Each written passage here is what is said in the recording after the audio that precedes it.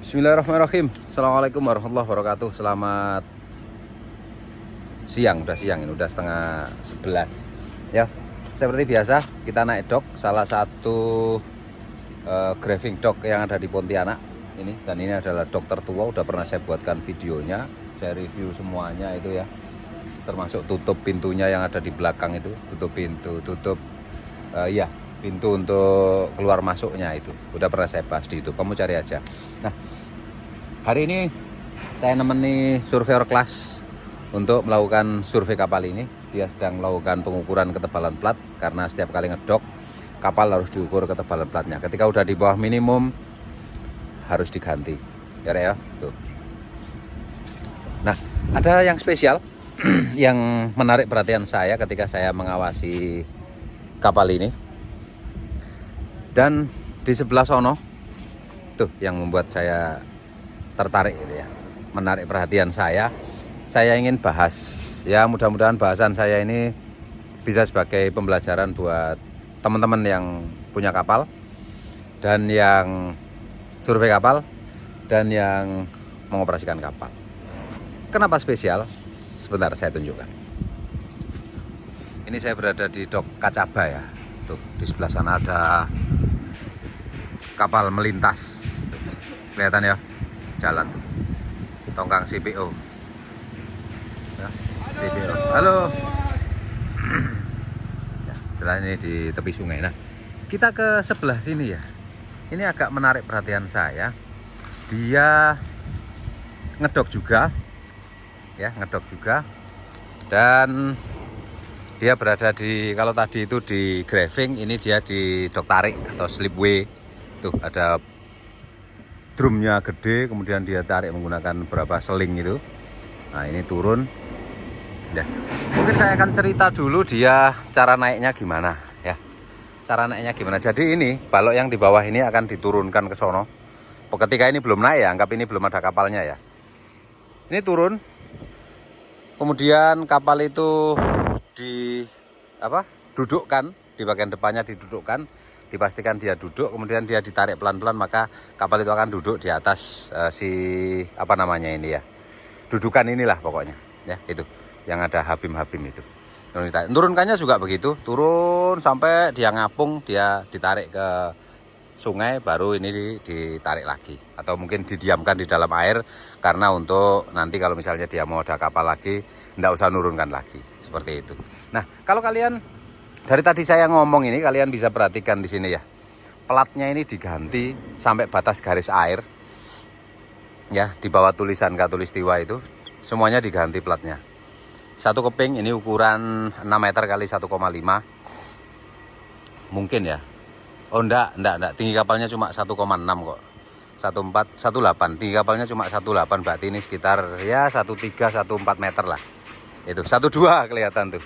Di draftnya itu, di draft marknya itu 1,2 meter diganti. Dan full. Kita lihat di bagian tengahnya juga. Saya tunjukkan.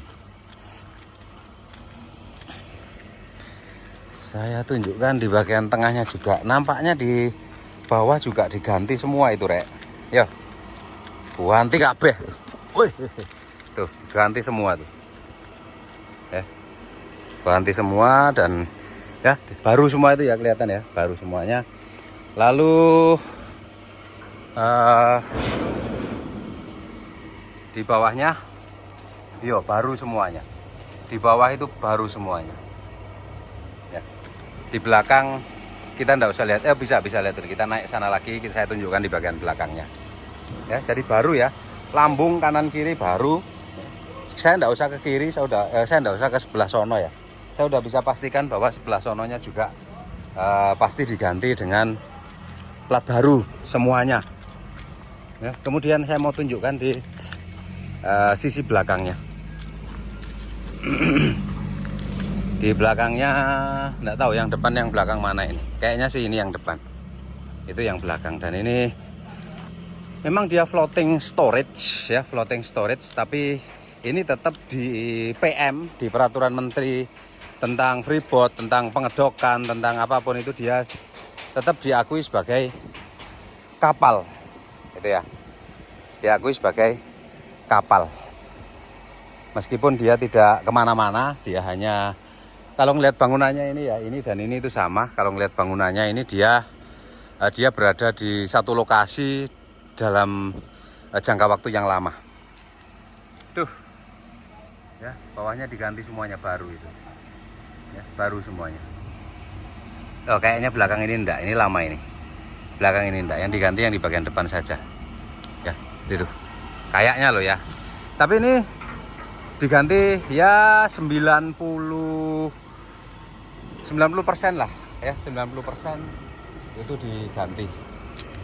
Dan ini kok kebakar ya. Saya dari tadi bilang spesial. Kok bawa enggak pakai helm, Pak? Iya, cuma nganter tadi, Lek. Saya enggak masuk ke bawah situ ya. Spesial atau menarik perhatian saya kenapa? Jadi teman-teman, saya udah bisa pastikan kapal itu sejak turun tidak pernah naik dok, atau mungkin naik doknya dia itu sudah belasan tahun baru naik dok. Ya dilihat dari itu tadi, platnya semuanya diganti bersamaan, ya karena mungkin sudah tipis sekali gitu ya. Jadi kapalnya bener-bener ngapung terus di air, tidak pernah naik dok. Sekali naik dok, gantinya banyak sekali. Dan itu gimana dengan aturan? Sebenarnya aturan sering saya sebutkan di video-video saya, aturan kalau kapal non kelas, ya apapun, karena di PM itu kembali lagi dengan definisi kapal ya. Di PM tentang semua aturan di kapal itu, definisi kapal adalah yang mengapung, baik dia berpenggerak sendiri maupun yang ditarik atau ditunda atau yang menggunakan tenaga mekanik atau tenaga layar. Itu dia disebut kapal. Nah, di kapal itu ada aturan bahwa kalau dia non kelas, dia untuk memvalidasi sertifikatnya, surat ukur, konstruksi, perlengkapan segala macam itu, terutama konstruksi ya, dia harus naik dok ya tiap tahun untuk kapal non kelas. Dan untuk kapal yang kelas itu setiap 2 tahun atau 2,5 tahun atau 3 tahun, pokoknya 5 tahun 2 kali. Nah, bisa dipastikan kapal tadi itu pasti non kelas dan dia harusnya naik dok tiap tahun. Kenapa sih naik dok tiap tahun? Yaitu seperti kapal ini. Kapal ini ada kelasnya. Ya, kapal ini ada kelasnya dan dia tiap naik dok itu 2,5 tahun atau 2 tahun sekali. Nah, setiap kali naik dok, seperti ada surveyor kelas yang saya bilang tadi itu, di bawah dia melakukan pengukuran ketebalan plat. Jadi misalnya pada saat dok sekarang, karena pengurangan ketebalan plat itu tidak menyeluruh, tidak sama gitu ya. Bisa karena kena gesekan atau kena kandas atau kena batu apapun, sehingga dia berkurangnya itu lebih cepat. Misalnya satu keping itu, satu di bagian bottom gitu ya. Di bagian bottomnya itu mungkin di sebelah sana, di depan sana dia korosi lebih cepat atau pengurangan ketebalannya lebih cepat dibandingkan dengan di tengah atau di belakang atau sebaliknya. Ya, makanya tiap kali ngedok dia harus di UT, dilakukan pengukuran ketebalan plat. Dan ketebalan plat minimum sudah pernah saya ajarkan juga di YouTube. Kalian searching aja. Itu kalau misalnya dia sudah di bawah minimum, maka dia wajib di replate. Ya, wajib di replate. Lalu resikonya apa kalau tidak di replate? Jadi di perhitungan kapal itu untuk melakukan replating plat, ya replating atau penggantian plat baru, itu ada 2 kemungkinan, karena dia ketebalannya berkurang atau karena deformasi ya. Itu akan mempengaruhi modulus kapal itu. Ketika kita udah hitung modulusnya, kemudian dengan ketebalan plat 10 mili dan minimum ketebalan plat yang memenuhi modulus itu adalah 7 mili misalnya, ketika dia kurang dari 7 mili maka harus diganti platnya, karena dia dikhawatirkan, bukan dikhawatirkan, modulusnya pasti berkurang ya. Itu makanya dia harus diganti ketika pengurangan ketebalannya lebih dari 20% ketebalan minimum. Nah, lalu yang kedua tadi karena deformasi ya. Modulus itu ada, dalam menghitung modulus itu ada menentukan netral axis ya, titik Z. Kalau di perhitungan di rules BKI itu ada titik Z-nya, titik netral axis ke titik berat dari material itu atau dari plat itu. Nah, ketika dia deformasi, harusnya titik beratnya itu 2 meter misalnya, karena deformasi dia berkurang titik beratnya. Nah, pengurangan atau perubahan titik berat itu juga akan mempengaruhi modulus. Kamu coba aja hitung 1 siku, 2 siku di atas dan di bawah, dia semakin jauh jaraknya, maka modulusnya semakin gede.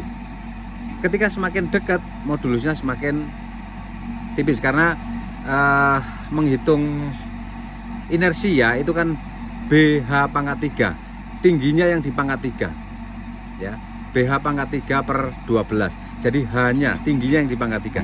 Semakin dekat jaraknya ya, maka inersianya akan semakin kecil gitu ya. Jadi kalau deformasi itu, deformasi ada yang lembung, ada yang nyembung ke luar, tapi itu jarang sekali ya. Biasanya dia kena benturan atau apa, dia itu masuk, atau misalnya kena kandas, atau maka dia akan melengkung ke dalam gini. Tidak mungkin kapal itu kandas lalu dia menjadi cembung ke bawah itu ya. Nah, di situ akan mempengaruhi inersia akan mengurangi modulus itu. Maka tadi saya sebutkan bahwa penggantian plat itu ada 2 kemungkinan, disebabkan karena ketebalan platnya berkurang atau karena deformasi. Dan di aturan kelas itu ada batasan 5 kali ketebalan plat, kedalaman deformasi sudah harus di replating. Nah, kapal itu tadi yang diganti plat tadi itu dia sudah lama sekali tidak dilakukan pengedokan, sehingga tidak tahu plat mana yang harus diganti dulu ya, plat mana yang mengalami deformasi, plat mana yang mengalami pengurangan ketebalan, sehingga pada saat dia naik dok setelah belasan tahun itu platnya udah serentak tipis semuanya. Makanya dia ganti semuanya. Dan itu ya bagi pengusaha mungkin ya enggak apa-apa Pak, itu kita rapel daripada kita ganti tiap 2 tahun ya. Misalnya tiap 2 tahun kita ganti, biayanya 10 juta. Setelah 10 tahun atau 15 tahun kita ganti, habisnya cuma 50 juta, kan untung Pak, gitu. Masih song gitu. Ya itu kalau misalnya dari segi biaya penggantian, biaya repair segala macam. Tapi dari segi keselamatan, ya untungnya kapalnya kecil ya. Tidak ada ceritanya kapal segini terus patah gitu. Ya bisa saja kalau misalnya dia ketebalannya tidak diketahui. Ya itu saya rasa mungkin karena dia sudah rembes-rembes, bocor, kemudian dia naikkan dok. Coba kalau tidak bocor, dia tipisnya berkurang terus, tahu-tahu dimuati, ada muatan di tangki depan dan tangki belakang, lalu dia tiba-tiba meleot gitu. Itu bisa terjadi. Bukan hanya di kapal gede, kapal kecil begini kalau ketebalan materialnya dia sudah berkurang banyak sekali tidak diketahui, ya untungnya dia bocor ya. Ya karena itu tadi, pengurangan ketebalan plat itu tidak rata. Jadi di bagian-bagian tertentu itu dia lebih cepat, makanya ada ketahuan bocor dulu di daerah mana, bocor dulu daerah mana, dan itu bisa teman-teman sebagai ambil acuan. Oh, berarti ini udah bocor. Nah, kemarin itu mungkin dia bocor, banyak sekali bocor, sehingga dia naikkan dok. Sekali dinaikkan dok, di kanan kiri yang bocor itu mungkin sudah bunyinya bukan tong, bukan seperti itu.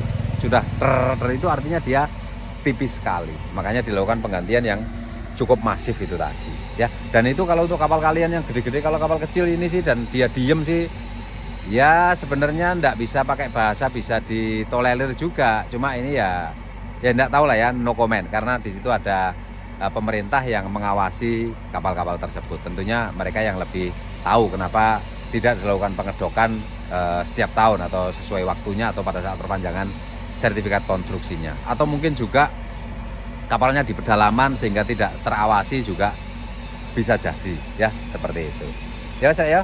Jadi makanya kalian, itulah kenapa pentingnya kapal itu ada maintain seperti mobil-mobil kendaraan pada umumnya.